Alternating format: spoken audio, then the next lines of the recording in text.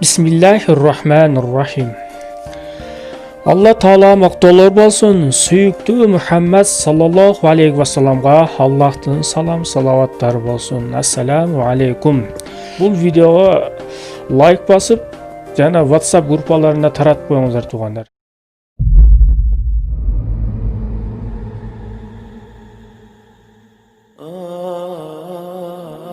Бисмиллахиррахманиррахим.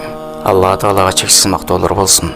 Жана акыркы пайгамбарыбыз Мухаммад Мустафа саллаллаху алейхи вассаламга Алланын саламы жана салаваттары болсун. Ассаламу алейкум урматтуу мусулман биртугандар. Бул окуя кошуна мамлекеттердин биринде болгон. Облустук ички иштер бөлүмүндө иштейм.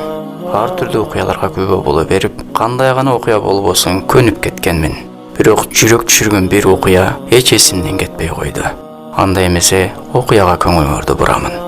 Шаардын тургундарынын бири мындан 2 жума мурда өлгөн эжесинин эмне себептен жана ким өлтүргөнүн билүү үчүн кабырын ачып экспертизадан өткөрүүнү суранып арыз менен кайрылды. Мындай окуя дайым эле болгондуктан адаттагыдай эле кабыл алдым жана ишти баштадым. Биринчи иште туугандарынан баштап кимден күмөн санап, ким бул ишке кол урушу мүмкүндүгүн сурап сүрүштүрдүм. Аңгыча болбой өлтүрүүгө күмөндүү жаран өз кылмышын мойнуна алып мекемеге кирип келди. Сурак алуу башталды. Кимсиң? Кай жерде өлтүрдүң? Кантип өлтүрдүң? Шериктериң барбы? Натыйжада 35 жаштагы жигит аны уу берип өлтүргөндүгүн айтып берди. Өлүктүн туугандары аны асып өлтүргөндүгүнө күбөлүк берип жатышкан эле. Иш кыйындашып кетти. Акыры экспертизага берүү үчүн кабырды казмай болдук. Мүрзөгө биз менен кош өлүктүн жакын туугандары, ошол жердеги аксакалдар, мүрзөнүн кароолу жана мындан 2 жума мурда көмүүдө катышкан Көркө жана башкалар барышты. Кабыр казыла баштады. Эми эмне болоор экен деп карап турган жамаат жүрөк түшүргөн окуяга күбө болушту. Кабыр казылып өлүк жаткан жерде бекиткен кам кыштарга кол узатылганда, кыштар оттой кысып кеткенин байкашты. Ичкериден ысык аба жана өтө жагымсыз жыт чыгып жаткан эле. Эптеп кыштарды алып өлүктү сыртка чыгаруу үчүн кепинден тарта баштадык. Эмнегедир өлүк жерге жабышып калгандай чыгышы кыйын болду.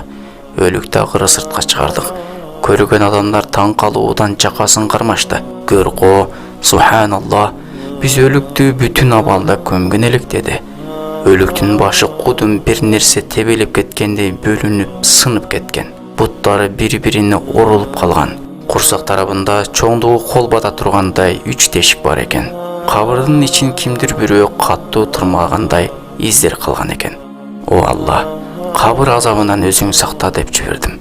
Ошол жердегилердин баары бир нерсени түшүнгөн эле. Өлүк азапта калган. Эми өлүктү экспертизага алып баруудан эч кандай пайда жок экенин өлүктүн жакындары, туугандары түшүнүштү. Кайра өлүктү жайына койдук. Баягы алган кыштар арадан 2-3 саат өтсө да муздабаган экен. Эптеп кайрадан тизип топурак тартып көмүп койдук.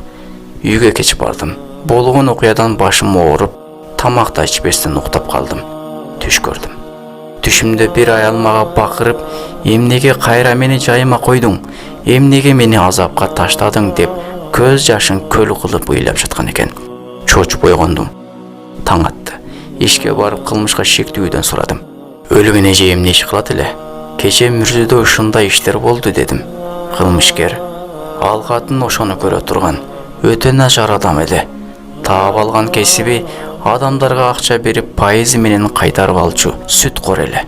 Кээде акчага муктаж болуп калган кыз келиндер пайызга акча алып төлөй албай калышса, аларды байыраак эркектерге бир төңгө алар менен болууга мажбурлап, ошол акчалуулардан тыйынын чыгарып алчу. Кээде боюнда болуп калган кыздар төрөсө, аны бекер алып башкаларга сатчу деди.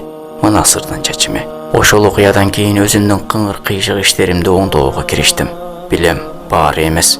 Бирок көпчүлүк милициялар мен сыяктуу кыңыр кыйшык иштерге кирип кетишкен. Айтарым Кудайдан коркула. Ошол аял жаткан кабырга биз да барабыз. Дүйнөдө түбөлүк калбайбыз. Сен бирөөнү сыздатсаң, бирөөнү коркутуп тыйынын жесең, аныкталбаган ишти күмөнүң ошондо болуп туруп башка бирөөгө илсең, пара менен иштерди жапсаң, анда сенин бара турган жериң тиги процентчинин бара турган жеринен жакшыраак эмес. Кудайдан коркуп туура чечим чыгар дейт мусулман бир тууганыбыз.